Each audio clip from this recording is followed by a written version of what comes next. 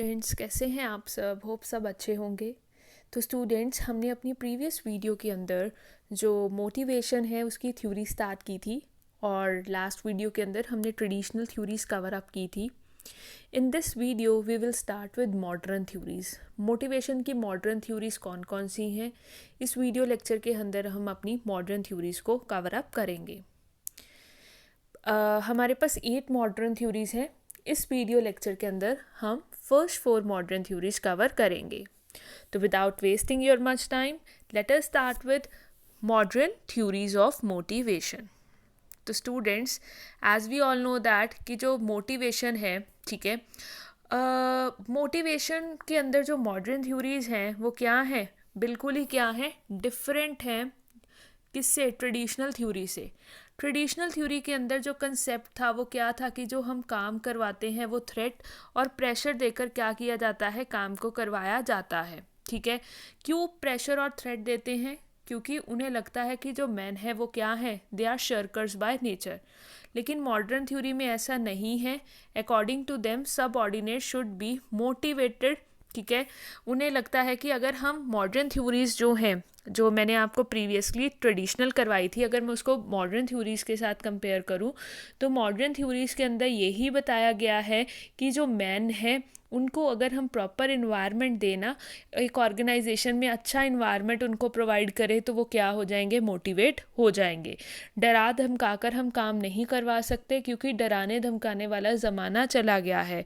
अब trade unions आ गई हैं, लोगों के पास बहुत ज़्यादा ऑप्शंस अवेलेबल हैं। तो अगर आप डराएंगे धमकाएंगे तो अननेसेसरी उनके ऊपर प्रेशर क्रिएट करेंगे तो वो हमारी ऑर्गेनाइजेशन को छोड़कर चले जाएंगे। नाउ स्टूडेंट्स, हमारे पास जो फर्स्ट मॉडर्न थ्योरी है वो किसकी है? हम मैस्लो की जो नीड हायरार्की थ्योरी है वो स्टडी करेंगे। इसको किसने दिया था? इब्राहिम मैस्लो ने दिया था। उन्होंने 1943 के अंदर क्या की थी, ये थ्योरी एडवोकेट की थी। मैस्लो की थ्योरी के अकॉर्डिंगली मैस्लो ने हमें क्या दिया हुआ है, ये देखिए एक पिरामिड मैंने यहाँ बुक में बना हुआ है। ये पिरामिड के अंदर हमारी नीड्स को क्या किया गया है, डिवाइड किया गया है। मैस्लो कहते हैं कि मैस्लो ने हमें ना नीड्स को भी प्रेफरेंसेस बेसिस के ऊपर डिवाइड किया है कि पहले ये नीड होनी चाहिए, फिर ये, फिर ये, फिर ये, फिर ये। वो कहते हैं कि कंपनी में जो मैनेजर हैं उनको क्या करना चाहिए, इन नीड्स को, एम्प्लॉयज़ के नीड्स को क्या करना चाहिए, फुलफ़िल करना चाहिए। जब वो इसे स्टेप वाइज नीड्स को फुलफ़िल करते जाएंगे तो एम्प्लॉयज़ ऑटोमेटिकली क्या होते जाएंगे, मोटिवेट होते जाएंगे। देखिए, सबसे पहले जो हमें नीड बताई गई है वो कौन सी नीड्स है? First one is our physiological needs. According to first category जो फिजियोलॉजिकल नीड्स हैं, हमें इसके अंदर कौन कौन सी नीड्स आती हैं? इसके अंदर सबसे पहले एम्प्लॉयज़ को फूड, शेल्टर, क्लोथिंग, स्लीप वगैरह प्रॉपर होनी चाहिए। मतलब मैस्लो कहते हैं कि जैसे जैसे सपोज़ अगर एम्प्लॉय है उसके पास रोटी कपड़ा मकान ही नहीं है तो बाकी की नीड्स को फुलफ़िल करने से पहले हमें उसकी फिजियोलॉजिकल नीड्स फुलफ़िल करनी चाहिए। इससे वो क्या होगा, हमारी ऑर्गेनाइजेशन के अंदर मोटिवेट होगा। फिर उसकी अगर ये नीड्स होगी तो ये तो चलो उसकी नीड्स फुलफ़िल होगी, फिर हमें किसके ऊपर मूव करना चाहिए, सेफ्टी के ऊपर। सेफ्टी की नीड्स फुलफ़िल होगी, फिर उसके बाद कौन सी नीड्स होनी चाहिए, सोशल नीड्स। जब पर्सन की सोशल नीड्स फुलफ़िल होगी तो हमें कौन सी नीड्स फुलफ़िल करनी चाहिए, पर्सन की स्टेटस और एस्टीम नीड्स। और लास्ट में किसके ऊपर मूव करना चाहिए, सेल्फ एक्चुअलाइजेशन नीड्स के ऊपर। जब ये नीड्स एक हिरार्की में फुलफ़िल होती जाएंगी तो जो एम्प्लॉयज़ है वो क्या होते जाएंगे, मोटिवेट होते जाएंगे। ठीक है, तो देखते हैं फिजियोलॉजिकल नीड्स के अंदर ऐसा होता है कि नहीं, वो लास्ट में क्रक्स में डिस्कस करेंगे। तो सबसे पहले कौन सी नीड्स बोली गई हैं, फिजियोलॉजिकल नीड्स। फिजियोलॉजिकल नीड्स के अंदर मैंने आपको बताई है रोटी कपड़ा मकान आता है। फिर कौन सी नीड्स उसने बोली है मैस्लो ने, सेफ्टी नीड्स।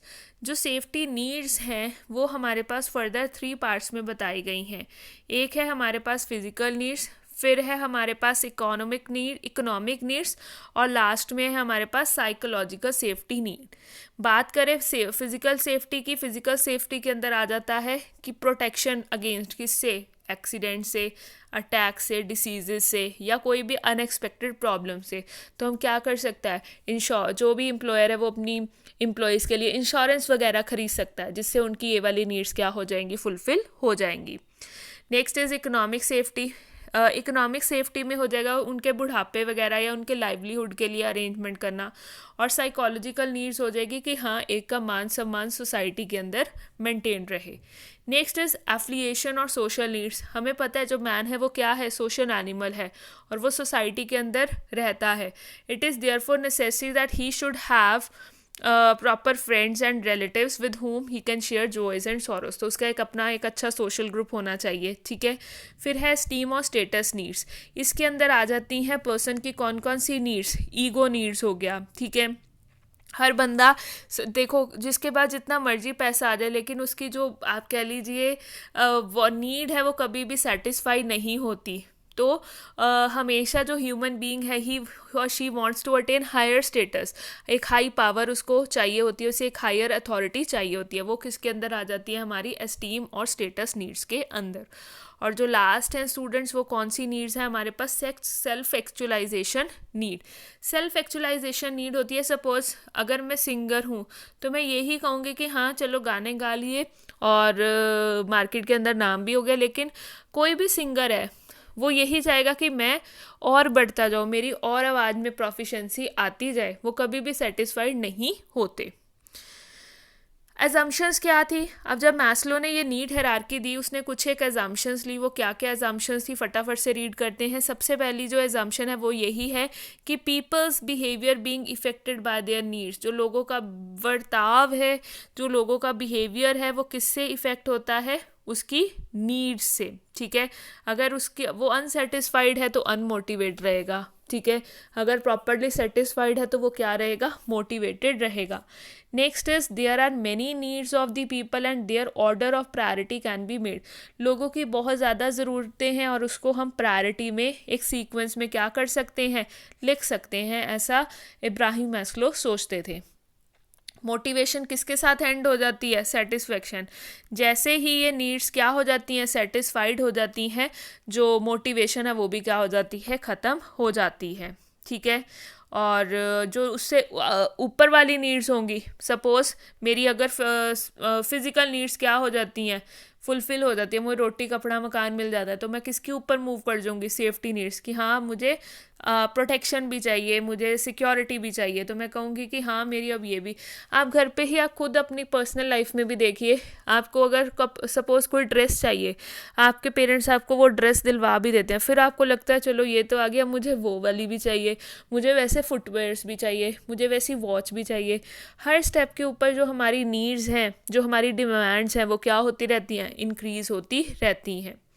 और लास्ट जो एजम्पशन है वो क्या है, people move to next higher need only when the lower needs are satisfied. Obvious सी बात है, अगर हमारी लोअर नीड्स क्या होंगी, सेटिस्फाइड होंगी, तभी हम क्या करेंगे, ऊपर वाली जो नीड्स हैं उसके ऊपर मूव ऑन करेंगे।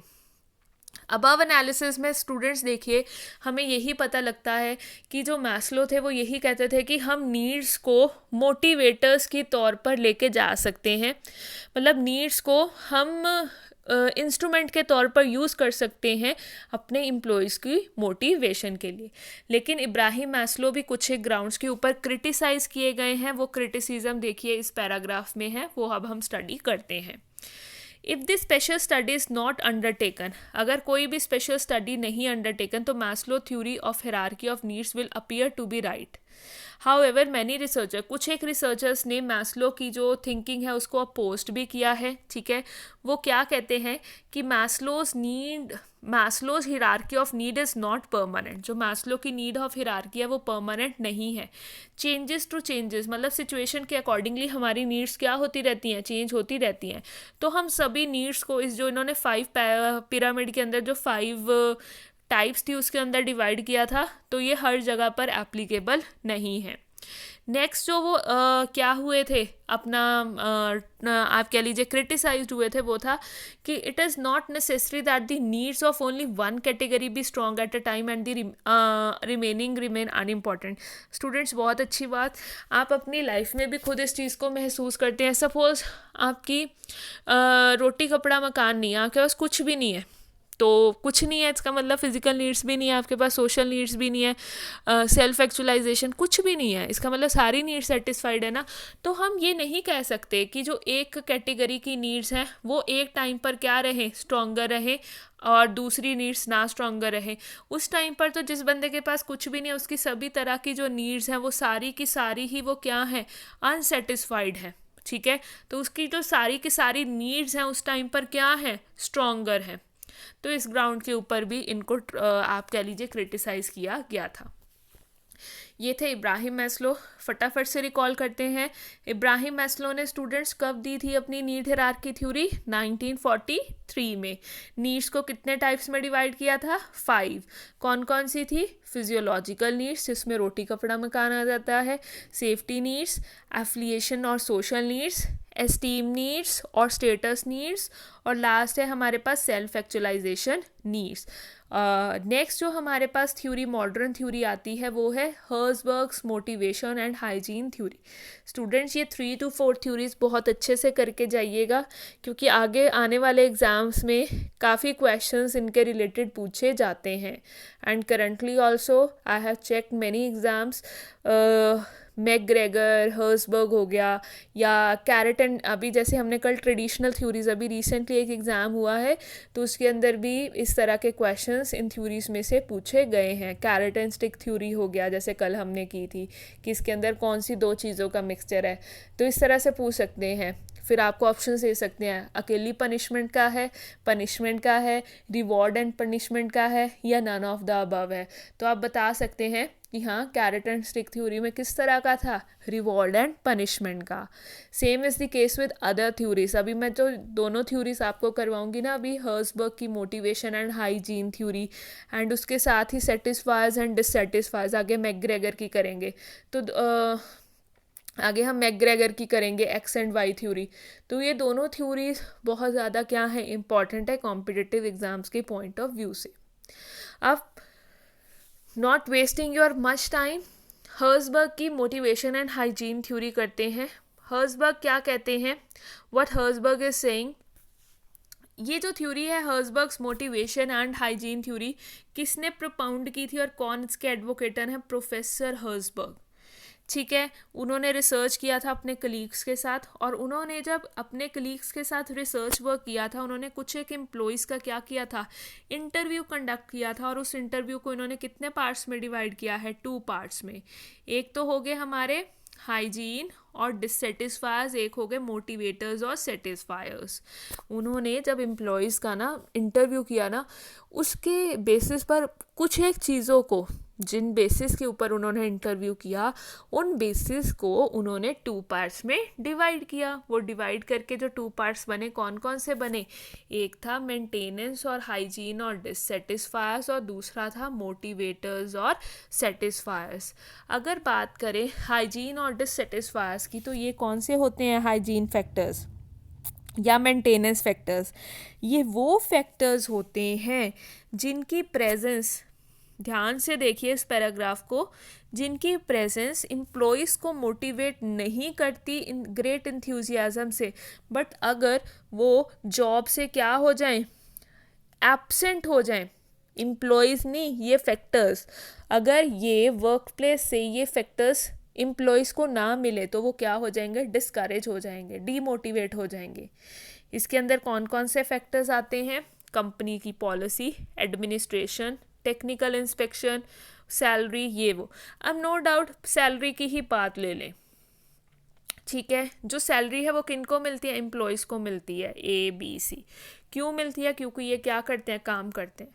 तो सैलरी हमें मोटिवेट नहीं कर रही, हाँ हम काम कर रहे हैं तो तभी एम्प्लॉयर हमें क्या दे रहा है, उसके बदले में पैसे दे रहा है। ऐसे फ्री में कोई भी आपको पैसे नहीं देगा। बट अगर आपसे काम लिया जा रहा है बट आपको सैलरी नहीं पे की जा रही, तो उस पर्टिकुलर केस में क्या होगा, आप डिससेटिस्फाइड हो जाएंगे, आप डीमोटिवेट हो जाएंगे, क्योंकि हम काम भी कर रहे हैं and we are not getting amount for the same. तो उस पर्टिकुलर केस में आप क्या हो जाएंगे, डीमोटिवेट हो जाएंगे। तो ये कौन सा फैक्टर है, डिससेटिस्फायर्स। तो डिससेटिस्फायर्स कौन से होते हैं, जिनकी प्रेजेंस हमें मोटिवेट तो नहीं करती बट अगर ये फैक्टर्स एब्सेंट हो जाएं तो ये हमें क्या कर देगी, डीमोटिवेट कर देगी। क्लियर हो गया। अब हम बात करते हैं मोटिवेटर्स और सेटिस्फायर्स की। मोटिवेटर्स क्या होते हैं और सेटिस्फायर्स क्या होते हैं। Motivators are those factors, motivators क्या हैं, वो फैक्टर्स हैं, ठीक है, जो एम्प्लॉयज़ को डायरेक्टली क्या करते हैं, इंस्पायर करते हैं कोई भी काम करने के लिए। इन फैक्टर्स के अंदर क्या क्या आ जाते हैं, ठीक है, जो हमें डायरेक्टली क्या करते हैं, इंस्पायर करते हैं। लेकिन और वो कौन से फैक्टर्स थे जो ऊपर बताए, वो इनडायरेक्टली करते हैं, डायरेक्टली तो नहीं करते। हाँ, अगर वो एब्सेंट हो जाते हैं फिर हमें करते हैं, जो डिससेटिस्फायर्स थे या हाइजीन फैक्टर्स थे। अब जो डायरेक्टली हमें क्या करते हैं, इंस्पायर करते हैं, वो है कोई भी आपको अचीवमेंट आपने हासिल करी अपनी जॉब के ऊपर, कुछ एडवांसमेंट की, आपको ग्रोथ की अपॉर्चुनिटीज़ मिल रही है, आपको रिस्पॉन्सिबिलिटी मिल रही है कोई बहुत बड़ी, आपको रिकॉग्निशन मिल रही है, आपको कई बार जॉब ही ऐसी होती है कि हम क्या हो जाते हैं, सेटिस्फाइड हो जाते हैं। तो आगे हम देखते हैं कि हर्ज़बर्ग फर्दर क्या कहते हैं अपनी थ्योरी के रिगार्डिंग। ठीक है, ये देखिए जो मैंने हाईलाइट किया है पोर्शन, इसको देखते हैं। According to Herzberg, the employees remain satisfied with the available maintenance factors and do not get motivated by any increase in them. Herzberg के accordingly जो employees हैं वो satisfied रहते हैं जो भी उनको available maintenance factors हैं and motivate नहीं होते अगर उनमें कुछ भी increase होता है। बट हाँ, अगर वो absent हो जाते हैं तो वो क्या हो जाते हैं, demotivate हो जाते हैं, जैसे मैंने आपको सैलरी का एग्जाम्पल दिया था। ठीक है, For example, if employee is taken out of the working group he likes and is placed to another working group, his enthusiasm will decline. या सैलरी या कुछ भी उनमें से अगर वो चीज़ गायब हो जाती है तो एम्प्लॉयज़ क्या हो जाएंगे, डीमोटिवेट हो जाएंगे। लेकिन अगर मैं और बात करूँ, on the other hand motivating factors क्या करते हैं, ये डायरेक्टली क्या करते हैं, हमारा इंथ्यूजियाज़म को क्या करते हैं, बूस्ट करते हैं। ठीक है, फर्दर क्या है इसके अंदर, लेकिन इसको भी क्या किया गया है, क्रिटिसाइज किया गया है कुछ एक ग्राउंड पे। हर्ज़बर्ग की थ्योरी को कौन कौन से क्राइटेरियाज के ऊपर क्रिटिसाइज किया गया है वो देखते हैं। The maintenance factors point out by Herzberg are not appropriate in all the situation. जो हर्ज़बर्ग ने फैक्टर्स पॉइंट आउट किए थे, आगे फर्दर काफ़ी सारे जो थ्योरिस्ट थे या और रिसर्चर्स थे उन्होंने बोला कि हर्ज़बर्ग ने मेंटेनेंस में और सेटिस्फायर्स में या मोटिवेटर्स में फैक्टर्स को डिवाइड किया है। ठीक है, बट ये अप्रोप्रिएट नहीं है। ठीक है, कैटेगराइजेशन जो की है सेटिस्फायर्स और डिससेटिस्फायर्स में वो भी प्रैक्टिकल नहीं है, और इसने मोटिवेशन और सेटिस्फेक्शन का जो रिलेशनशिप है बहुत ज़्यादा सिंपल किया। लेकिन ऐसा होता नहीं है कि आपने एक चीज़ बता दी, हाँ एम्प्लॉय को किसी बात के पीछे रिकॉग्निशन मिल रही, वैसे उसे बहुत ज़्यादा डांटा फटकारा जा रहा है, तो एक उसको अगर एम्प्लॉय को ज़रा सी शाबाशी क्या मिली वो उस चीज़ से सेटिस्फाई नहीं हो जाएगा, वो पिछली सारी चीज़ों को नहीं भुला देगा। ठीक है, नेक्स्ट इज, तो यही कह सकते हैं कि it can be said that along with satisfier dissatisfier also increases the enthusiasm. ऐसा नहीं है कि सिर्फ सेटिस्फायर्स ही करते हैं, कई बार जो डिससेटिस्फायर्स भी हो जाते हैं। अब कईयों के लिए सैलरी बहुत बड़ी चीज़ हो सकती है जिनके पास पहले पैसा नहीं है, तो वो भी मोटिवेशन का रोल प्ले कर सकते हैं। ऐसा नहीं है कि वो बिल्कुल भी मोटिवेट नहीं करेंगे। जैसे अभी बात की गई ना इसके अंदर की मेंटेनेंस फैक्टर्स, तो बिल्कुल भी हाइजीन फैक्टर्स बिल्कुल भी मोटिवेट नहीं करेंगे एम्प्लॉयज़ को। ऐसा नहीं है, एम्प्लॉयज़ को मोटिवेट डिससेटिस्फायर्स भी कर सकते हैं। लेकिन जो हर्ज़बर्ग थे उन्होंने ऐसा नहीं कहा, उन्होंने कहा नहीं, सिर्फ जो मोटिवेटर फैक्टर्स हैं जो हमने बाद में किए थे, अचीवमेंट, एडवांसमेंट, ये 5-6 जो फैक्टर्स हैं सिर्फ ये ही मोटिवेट करेंगे। दैट मीन्स उसने मोटिवेशन का जो कंसेप्ट है बहुत ज़्यादा क्या कर दिया, लिमिटेड कर दिया, ब्रीफ कर दिया। क्लियर हो गया स्टूडेंट्स। अब हम करेंगे मैकग्रेगर, जो हमारे नेक्स्ट थ्योरिस्ट है वो है मैकग्रेगर। डगलस मैकग्रेगर की एक्स एंड वाई थ्योरी करेंगे। ठीक है, डगलस मैकग्रेगर ने क्या बोला है वो हम डिस्कस आउट करेंगे। तो students, what McGregor is saying, McGregor ने क्या किया था, मैकग्रेगर ने 2 थ्योरीज दी थी। उन्होंने एक तो एक्स और वाई 2 थ्योरीज के बेसिस पर अपनी थ्योरी को डिवाइड किया। उन्होंने ऐसा इसलिए किया, ठीक है, एक्स थ्योरी के अंदर तो अपना जो हम पुराने ट्रेडिशनल मेथड्स फॉलो करते थे, डांटना, फटकारना, थ्रेट वगैरह, जो लोग काम नहीं करेंगे उनको तो मोटिवेट करने के लिए एक्स थ्योरी का इस्तेमाल किया जाएगा। और जो लोग क्या करते, जैसे आपने कहावत भी सुनी होगी, लातों के भूत बातों से नहीं मानते, तो सेम वे मैकग्रेगर ने भी यही बोला कि जो लोग स्लगिश या शर्कर्स हैं उनको ऊपर तो एक्स थ्योरी एप्लीकेबल करेंगे मोटिवेट करने के लिए, लेकिन अगर जो लोग ऐसे नहीं हैं तो उनके ऊपर हम वाई थ्योरी को क्या करेंगे, अप्लाई करेंगे। ऐसा मैकग्रेगर कहते थे। ठीक है, तो देखते हैं मैकग्रेगर की एक्स और वाई थ्योरी। तो मैकग्रेगर ने 2 थ्योरीज दी थी। उन्होंने बोला था एक्स थ्योरी के अंदर वो क्या कहते हैं, फटाफट से पॉइंट्स पढ़ते हैं। जो मैन है वो क्या है, स्लगिश और शर्कर है, काम कुम नहीं करता, काम से कतराता है। ठीक है, most people are not ambitious and are afraid of taking the responsibility. वो एम्बिशियस नहीं है और हमेशा कतराते हैं जब भी उन्हें कोई भी रिस्पॉन्सिबिलिटी लेनी है। इसके अंदर जो पीपल हैं उन्हें चाहिए होता है कि उन्हें कोई ना कोई डायरेक्शन दे, तभी वो काम करेंगे। और ये फिजिकल और सिक्योरिटी नीड्स तक ही क्या है, लिमिटेड है। और स्ट्रिक्ट कंट्रोल, थ्रेट और पनिशमेंट का इस्तेमाल किया जाता है लोगों से काम करवाने के लिए। ये था एक्स थ्योरी का पॉइंट ऑफ व्यू। अब हम बात करते हैं वाई थ्योरी की। वाई थ्योरी के अकॉर्डिंगली वो क्या कहते हैं, man wants to work. Man को अगर प्रॉपर कंडीशन दी जाए तो वो अच्छे से काम करेगा। ठीक है, आगे वो कहते हैं सेकंड पॉइंट के अंदर कि दिस थ्योरी टेक प्लेस, ठीक है, as enthusiastic, responsible and full of effort. ये थ्योरी पेपर जो भी लोग हैं, एम्प्लॉयज़ हैं ऑर्गेनाइजेशन के अंदर, उनके अंदर इंथ्यूजियाज़म, रिस्पॉन्सिबिलिटी और एफर्ट्स को कूट कूट कर भरती है। थर्ड पॉइंट में बोला है कि it is thought that the employees, ठीक है, it is thought that the employees have the quality of self. उन्हें लगता है, इसमें बोला गया था कि नहीं उन्हें डायरेक्शन की ज़रूरत पड़ती है, इसमें बोला गया है कि उन्हें डायरेक्शन की ज़रूरत नहीं पड़ती। जो लोग होते हैं वो पहले से ही सेल्फ डायरेक्टेड होते हैं, उन्हें पता है कि उन्हें किस तरह से कोई भी टास्क करना है। और फोर्थ पॉइंट में बोलते हैं कि जो उनकी फ़िज़िकल और सिक्योरिटी नीड्स हैं वो मोटिवेट उनको कुछ समय के लिए ही करेगी, लेकिन सेल्फ एक्चुअलाइजेशन, एस्टीम नीड्स हैं वो उन्हें कॉन्टीन्यूटी में क्या करेंगी, मोटिवेट करेंगी।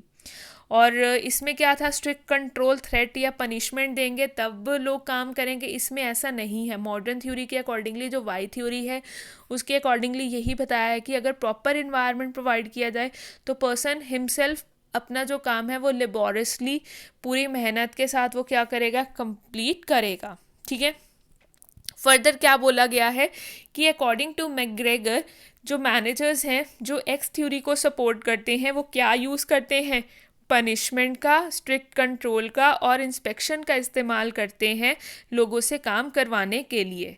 However this arrangement is never successful because the use of force gives rise to opposition.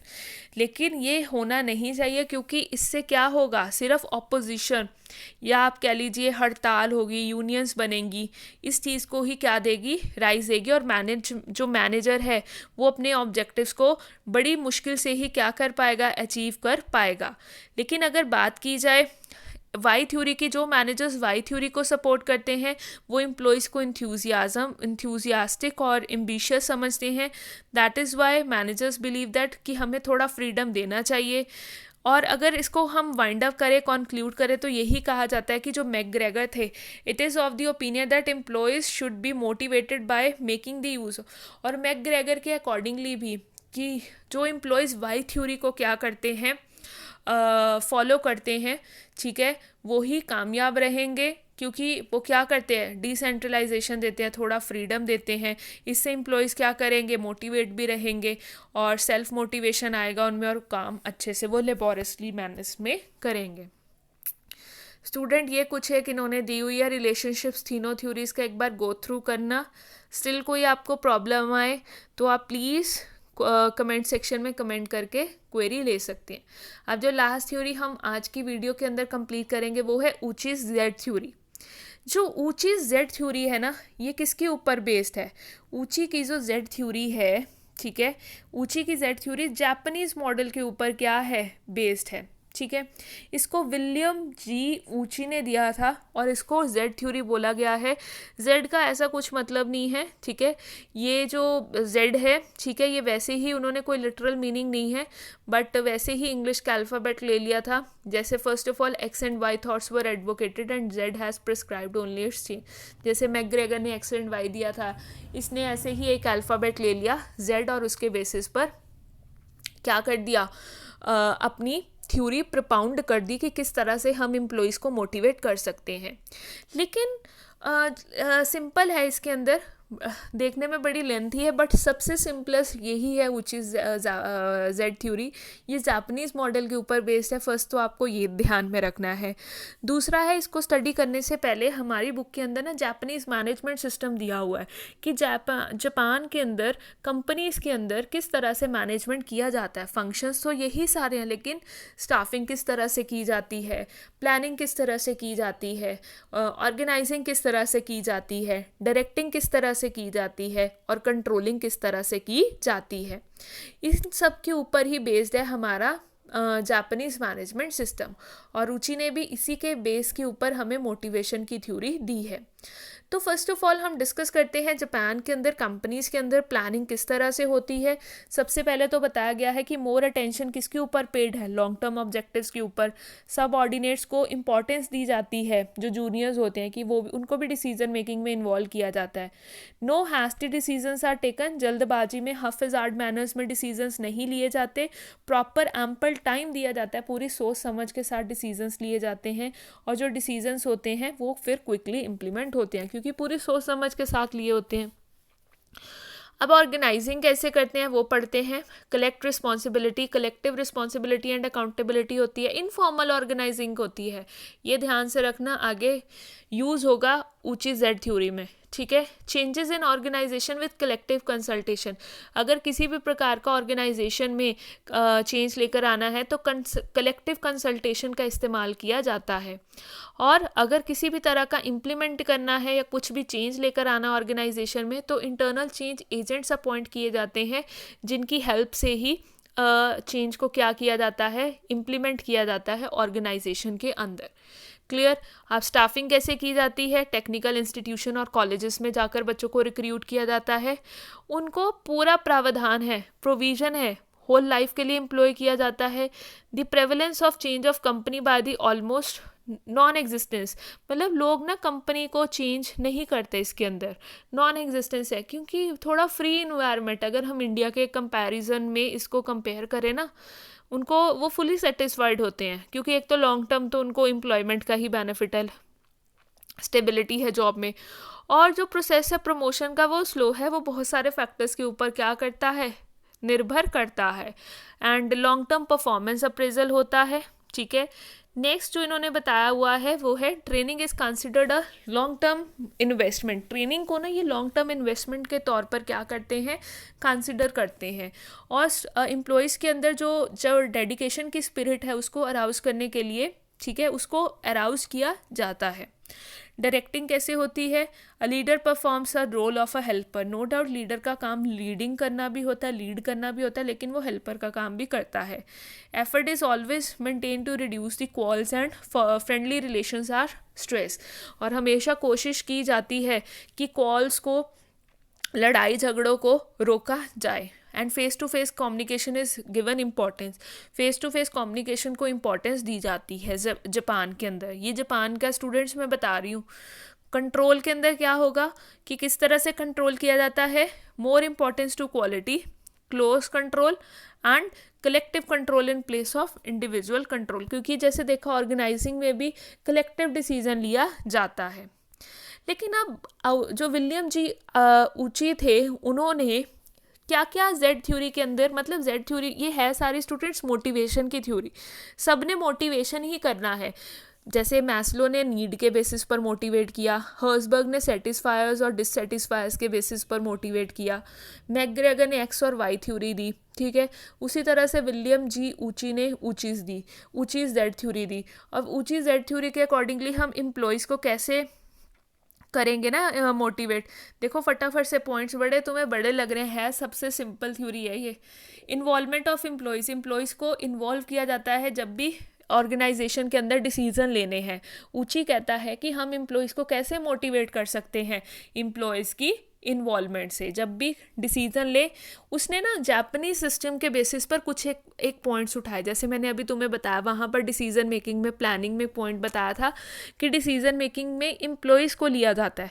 Same ऊचीज़ ने भी बोला, वहाँ से कुछ एक पॉइंट्स ले लिए और अपनी एक थ्योरी बना दी मोटिवेशन की, कि ये सारे पॉइंट्स उसने जापान के मैनेजमेंट सिस्टम से उठा लिए, क्योंकि वो वहाँ के मैनेजमेंट सिस्टम से बहुत ज़्यादा अट्रैक्ट हुआ था, बहुत ज़्यादा प्रभावित हुआ था, और उसने वहाँ के पॉजिटिव पॉइंट्स उठा के एक अपनी ही थ्योरी का क्या कर दिया, निर्माण कर दिया, उसी को बना दिया, ताकि इसको इस्तेमाल करके इंडिया के अंदर जो एम्प्लॉयज़ हैं, मैनेजमेंट एक्सपर्ट्स हैं, वो यूज़ करें और अपने एम्प्लॉयज़ को मोटिवेट करें। ठीक है, आप देखो इन्वॉल्वमेंट ऑफ एम्प्लॉयज़ हो गया। ठीक है, उसके बाद डिसीजन मेकिंग में एम्प्लॉयज़ को इन्वॉल्व किया जाए, इनफॉर्मल ऑर्गेनाइजेशन स्ट्रक्चर किया जाए। वैसे तो हम बात करते हैं कि फॉर्मल ऑर्गेनाइजेशन स्ट्रक्चर होना चाहिए, लेकिन इसने बात की नहीं, हमें इनफॉर्मल ऑर्गेनाइजेशन स्ट्रक्चर क्रिएट करना चाहिए। ट्रस्ट को ऑर्गेनाइजेशन के अंदर इस्टेब्लिश किया जाना चाहिए। ऑर्गेनाइजेशन के अंदर एम्प्लॉयज़ और ऑर्गेनाइजेशन का एक स्ट्रॉन्ग रिलेशन बिल्ड करना चाहिए, इससे भी एम्प्लॉयज़ क्या होंगे, मोटिवेट होंगे। ट्रस्ट अगर उनका हम ये करें कि हाँ मेरे को ना मालिक को अपने एम्प्लॉयज़ पे विश्वास है बड़ा, बाद में चाहे वो विश्वास तोड़ दें, नहीं विश्वास है तो वो मोटिवेट होंगे इससे एम्प्लॉयज़ कि हाँ मेरा मालिक मेरे ऊपर क्या कर रहा है, विश्वास कर रहा है। ठीक है, और लास्ट इन्होंने पॉइंट बताया हुआ है कि establishment of coordination among people, कि प्रॉपर कोऑर्डिनेशन होना चाहिए। ठीक है, प्रॉपर लोगों के बीच में कोऑर्डिनेशन होगा तो ऑटोमेटिकली ऑब्जेक्टिव्स क्या होंगे, अचीव होंगे।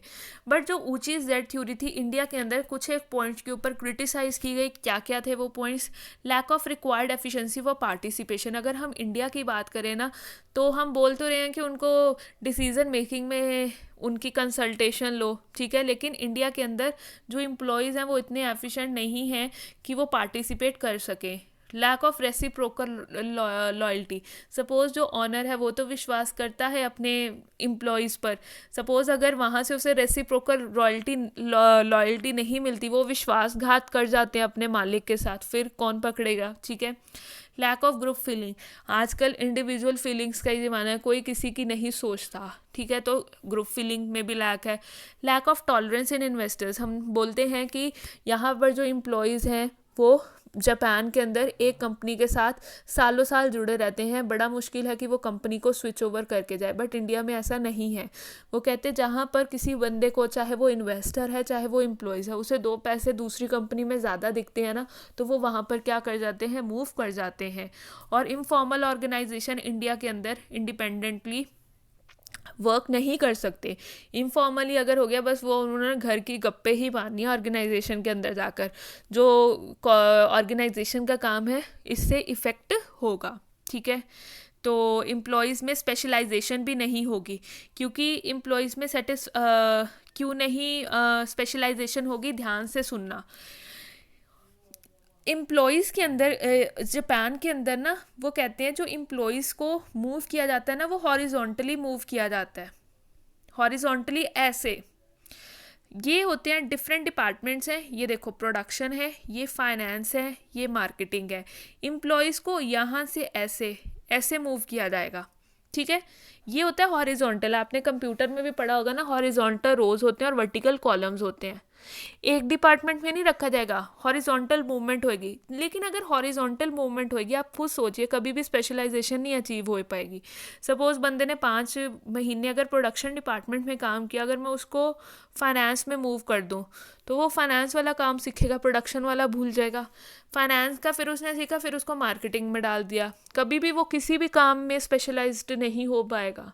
स्पेशलाइजेशन कब अचीव होएगी? जब वो काम को दोबारा से, सेम काम को बार बार करता रहे, तब उसको उस चीज़ में महारत हासिल होती है। तो इस वजह से ऊंची की जेड थ्योरीज भी काफ़ी पॉइंट्स के ऊपर लैक रही है। ठीक है, कमियां हैं ऊंची की जेड थ्योरी में। स्टूडेंट्स, आज के लिए बस इतना ही। ठीक है, किसी भी थ्योरी में आपको कोई भी क्वेरी है, प्लीज़ कमेंट सेक्शन में कमेंट करके आप अपनी क्वेरीज को ले सकते हैं। ये थी आज हमने 4 थ्योरी करी हैं मॉडर्न। कौन कौन सी करी हैं फटाफट से रिकॉल करते हैं। पहले हमने मैस्लो की, फिर हमने करी हर्सबर्ग, फिर हमने करी मैकग्रेगर की एक्स एंड वाई, और फिर हमने की विलियम जे ऊची। क्लियर हो गया? कोई भी क्वेरी है, डाउट है, बार बार बोल रही हूँ, कमेंट सेक्शन में कमेंट कीजिए और अपनी क्वेरीज और डाउट्स को लीजिए। ये थ्योरीज अच्छे से करनी है।